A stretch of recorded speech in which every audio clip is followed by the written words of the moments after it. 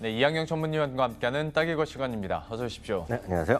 오늘은 어떤 내용 해볼까요? 네, 상반기 전체적 실적 그리고 2분기 실적까지 한번 좀 간단하게나마 좀 총정리하겠고요.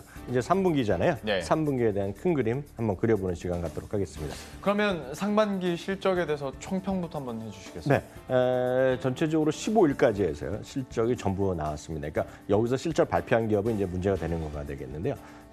전체적으로 코스피 같은 경우에 매출이 상반기입니다. 상반기에 네. 5.33%가 늘어났고요. 화면에서는 가운데가 영업이익인데요. 영업이익은 8.56% 늘어나고요. 순이익은 1.27%가 늘어난 것이 상반기 전체가 되겠습니다.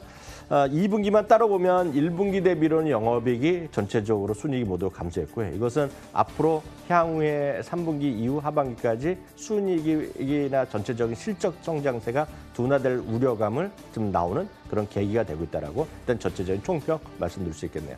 그런데 우리가 전체적인 실적 항상 점검을 해드릴 때 착시를 걷어내기 위해서 네. 삼성전자를 뺐을 때랑 넣었을 때 비교를 해드리잖아요. 그러니까 삼성전자를 제외하고요. 매출은 앞서 전체적인 거랑 큰 차이 없는데요. 매출은 5.12%가 늘어났는데 문제는 순이익이 한 1.27% 늘어났다고 말씀드렸는데요. 오히려 삼성전자 순이익을 빼니까 7.3%가 떨어졌고요. SK하이닉스를 빼면 두 자릿수 이상 그래서 순이익이 줄어들었다라고 일단 이해하셔야 되겠고요. 중요한 것은 삼성전자나 SK하이닉스에 대한 쏠림 현상이 더 커졌다는 것인데요. 작년 상반기에는요. 전체 대한민국의 상장사 이익의 30% 정도가 삼성전자였는데 올해는 그 비중이 35.85%로 5%포인트. 그러니까 이게 두 개 합치면 거의 뭐 45, 50%까지 차지할 정도로요. 그만큼 이 기업 반도체에 대한 어떤 쏠림 현상은 이번 상반기에 오히려 작년 대비 더 늘어났다라고 일단 이해하시면 되겠습니다. 그러면 코스닥은 상황이 어떻습니까? 네, 코스닥도 같은 그 비중을 같은 그림을 한번 보여드리겠는데요. 매출 한 2.65% 늘어났습니다. 그러니까 코스피보다는 매출이 좀 증가폭이 줄어들었고요. 좀 낮고요. 영업이익은 유감스럽게도 11.26%, 그나마 상반기보다 좀 개선됐는데요. 영업이 11.26% 줄어들었고요. 순이익은 오히려 5.1%가 늘어났다라고 일단 이해하시면 됩니다. 뭐 앞에서도 비중 얘기를 해주셨는데 결국에는 2분기 실적도 삼성전자나 SK하이닉스가 거의 뭐 끌고 갔다고 봐도 될 것 같네요. 맞습니다. 대한민국 이제 전체 상장사의 코스피, 코스닥 합친 건데요. 2분기 영업이익이 두 개를 합치면 6.45% 늘어났는데요. 이 중에서 보면 코스피는 7.02%로 늘어났고요. 2분기입니다. 코스닥은 2.52%가 떨어졌거든요. 문제 그 중에서도 제약업종이 좀 상당히 크게 타격을 받았죠. 전년 대비 22.23%. 그리고 삼성전자나 SK하이닉스를 제외하고 2분기 상장사 전체 영업이익은 앞서 코스피도 좀 늘어나고 뭐 이런 거 했었잖아요. 그러니까 2분기 영업이익은 오히려 3.11%가 줄어들었다라는 거. 그만큼 앞서 말씀드렸다시피 쏠림 현상이 줄어들기는커녕 오히려 좀 커졌다라는 점 조금 답답한 국면이다. 역설적으로 반도체가 꺾이면 시장이 좀 걱정스러울 수밖에 없다라는 점도 이해하시면 되겠습니다. 그러다 보니까 이 두 기업을 제외하고는 상황이 더 좀 안 좋아졌다라고도 해석을 할 수 있는 부분이 될 것 같고요. 저희가 중간 점검 때도 얘기를 해드렸지만 어닝 쇼크가 막 나오지는 않았는데 그렇다고 뭐 기대감이 높아진 건 사실 아니잖아요. 네, 맞습니다. 키움증권도 그런 비슷한 코멘트를 내고 있습니다. 제가 지난주 월요일날도 말씀드렸는데요. 어닝 쇼크는 오지 않았지만 전체적인 상승 방향성에 대해서는 오히려 좀 약해질 수밖에 없다. 여러 가지 요인이 있겠습니다. 그리고 교보증권 같은 경우에는 2분기 실적을 고려할 때요. 하반기 부정적인 분위기가 감소되면서 오히려 경고등이 커질 수밖에 볼 수 없다는 얘기하는데, 그러니까 그만큼 시장 자체에 대한 해석이 좀 엇갈리고 있다라고 일단 이해하시면 되겠습니다. 근데 상황이 코스피와 코스닥은 약간 좀 달랐던 것 같아요. 코스닥 같은 경우에는 좀 쇼크도 있지 않았습니까? 네, 코스닥은 어닝 쇼크 기업이 속출한 것이 이번 2분기에 좀 아쉬움 되겠습니다. 다만 계속 말씀드리지만 코스닥은 어닝 컨센서스 있는 것 자체가 별로 없거든요. 근데 어찌되었건 코스닥이 2분기 영업이익 중에서요. 61% 기업이, 그러니까 이 컨센서스 있는 기업들을 기준인데요. 전체 10% 이상 하회하는 어닝 쇼크가 10개 중에 6개가 어닝 쇼크를 기록했고요. 22% 정도만이 컨센서스에 부합했다라고 일단 여기 빨간 가운데 그래프 세 개의 바 그래프의 가운데 영업이익입니다. 그 가운데만 집중적으로 보시면 되겠고요. 17%는 그만큼 10개 중에 뭐 1개, 2개 정도만이 어닝 서프라이즈 했고요. 대부분이 어닝 쇼크. 그러니까 파란색이 지금 좋지 않은 거가 예. 보셔야 되는데 파란색이 전체적으로 좀 높게 나오는 것이 답답하다라고 일단 이해하시면 되겠습니다. 근데 우리 시청자분들이 지금 보고 계시다면 이쯤에서 네. 굉장히 단순한 궁금증이 하나 생길 것 같아요. 그래서 어떤 기업이 잘 나왔다는 거야? 라고 궁금하실 것 같아요. 그나마 이제 단순하게요. 컨센서스랑 상관없이 네. 실적이 좋게 나온 거 보면 요즘 보면 제지주들 좀 핫하잖아요. 네, 맞아요. 제지주들이 핫한 이유는 뭐 여러 가지 있겠는데 딱 수치로 몇 개 떨어진 것들이 나왔거든요. 그것이 뭐 테리포장, 신대항제지, 신풍지지, 무림 S&P 이런 것들이 대부분이 제지주잖아요. 예.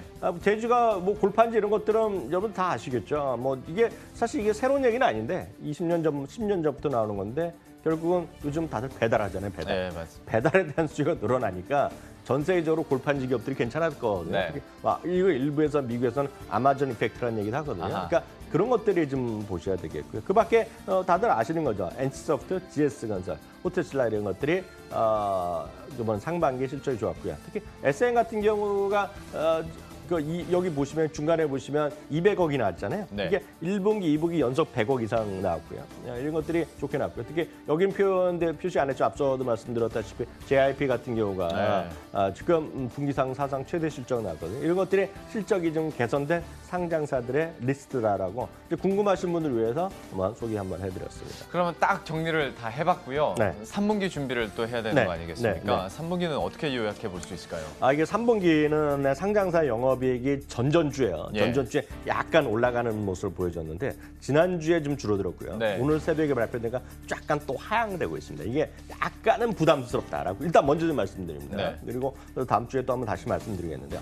3분기 상장사 영업이익은 얼추 55조 정도 나요. 55조. 그래서 14% 정도 늘어날 것으로 보고 있는데 이번에도 반도체를 제외하고는 4.8%인데요. 예. 대한민국의 특징은 컨센서스가 꾸준히 하향되는 게 특징이 있어요. 네. 뭐 좋을 때건 나쁠 때건요. 그래서 눈높이가 조금 낮아지는 건데요. 반도체 제외하고 지금 벌써 3분기 초입인데 4.8%다. 제가 보기 약간 좋진 않습니다. 지금. 네. 그러니까 실제로 반도체 제외하고는 이번에도 오히려 좀 보합 내지 마이너스 날 가능성이 있다 보여야 되겠고요. 일단 그 안에서 주요 섹터별 증가율만 좀 보시면 반도체가 66% 늘어날 거로 지금 전년 동기 대비입니다. 건설이 47%, 그 바이오가 31.7% 늘어나는 반면에 화학, 게임, 조선, 디스플레이 정도는 지금 오히려 작년도보다 많이 떨어진다. 아까 여기서 유의할 게 조선인데요. 조선이 이익이 많이 줄어들 거라고 보고 있는데 일부에선 그나마 워낙 눈높이가 낮아져 있기 때문에 워낙 적자였기 때문에 조금 올라갈 수 있다는 그런 주장도 있어요. 사실 덜 나쁘게 나오는 거죠. 네, 그래서 콘센서스로 보면 조선이 조금 올라가는데 저는 이렇게 크게 신뢰 돌지 않지만 그런 이유가 있다. 네. 워낙 눈높이가 낮아져 있다라는 그런 관점에서 좀 말씀드렸을 뿐이다라고 일단 이해하시면 되겠습니다. 그러면 3분기 실적에 대해서 섹터별로 또 전망을 해주셨는데 이걸 가지고 어떻게 결과를 내볼 수 있을까요? 저는 앞서 표에 답이 다 나와 있다고 보거든요. 앞서 표 한번 다시 한번 보여주시면요. 앞서 말씀드린 빨간색 있죠, 빨간색. 좋아지는 것들. 여기에 일단은 그나마 지금 관심이 있어 보이는데요. 이거는 제가 이제 있는 그대로 수치 말씀드리면 조금 말씀드려요. 반도체는 분명히 조건 칠건 간에 눈높이 낮아진다, 뭐 얘기하더라도 지금 전년 대비 좋게 나오고요. 네. 건설은 전년 대비 분명히 좋게 나올 가능성이 크고 있고요. 네. 섹터가 컨센서스 올라가는데 플러스 하나 더 있으면 이제 남북 정상회담 그리고 혹시라도 있을 유엔에서의 뭐 종전선 이런 기대감이 있으면 실적량 상관없이 분명히 움직일 가능성이 있습니다. 그래서 좀 보셔야 되겠고요. 화학 앞서 바이오는 좋게 나올 수 있는데 화학은 진짜 이게 다크홀스입니다. 마이너스 다크홀 수가 있는 것이. 많은 분들 아시겠지만 지금 삼성 바이오로직스부터 해갖고 지금 회계에 대한 이슈가 많이 있잖아요. 그래서 지금 정부에서 나온 거가 임상 이상까지는 임상 이상은 웬만하면 다 통과된다라고 뭐 그런 얘기를 많이 하거든요. 어렵진 않다. 일상 이상은 진짜 중요한 게 3상인데 이상까지는 전부 비용으로 처리하라고 하거든요. 그렇게 되면 눈높이 실적이 상당히 안 좋게 나올 수 있고 그래서 이번에 상반기 안 좋아졌는데요. 그렇게 되면 어떤 게 있냐면 개인 투자분들은 상관없지만 기관이나 외인 입장에서는 숫자 이렇게 안 나오면 실질 매수하기 때 결제가 안 날 가능성이 크거든요. 그러니까 그런 것들 좀 유시하셔야 되겠고요. 그래서 그런 것들이 좀 마이너스 건설, 그러니까 좋게 나오지만 이렇게 있고요. 오히려 그 다크호스는 정유 섹터입니다. 정유 섹터. 정유 섹터 여기 표현이 안 돼 있고 화학으로 크게 나와 있지만 정유업종 같은 경우는 최근에 정제 마진이 6월 대비 7월, 8월 상당히 좋게 나오고 있거든요. 그래서 정유업종 논란이 많습니다. 그래서 정유업종이 오히려 더 다크호스가 될 수 있다는 걸 제가 추가적으로 말씀드렸고요. 앞서 말씀드렸다시피 1분기, 2분기 상반기에서 코스닥이 좋지 않습니다. 실제로요. 네. 그래서 실적 부진한 코스닥은 물론 테마주, 남북 경협 이런 거야 뭐 하시는 걸 제가 뭐라 그럴 수 없고 재료는 넘쳐나거든요. 오늘 딱 뉴스 보시면 어저께 박원순 시장이 강북 지역의 경전철 얘기하면서 네. 또 몇십 조 또 얘기하거든요. 아마 오늘 그런 관련 것들 또 올라가 있죠. 대심철도 이런 거 많이 나올 텐데요. 그런 것들은 여러분들 판단하시면 되겠습니다. 다만 그런 것들이 아무리 뉴스 나왔자 실적과는 제가 보기에 거의 무관한 것들이 많을 거다. 이렇게 참고하시면 되겠네요. 예, 그래서 오늘은 2분기 실적에 대한 정리 그리고 3분기 실적 전망과 함께 대응 전략까지 함께 살펴봤습니다. 이항영 전문위원이었습니다. 고맙습니다.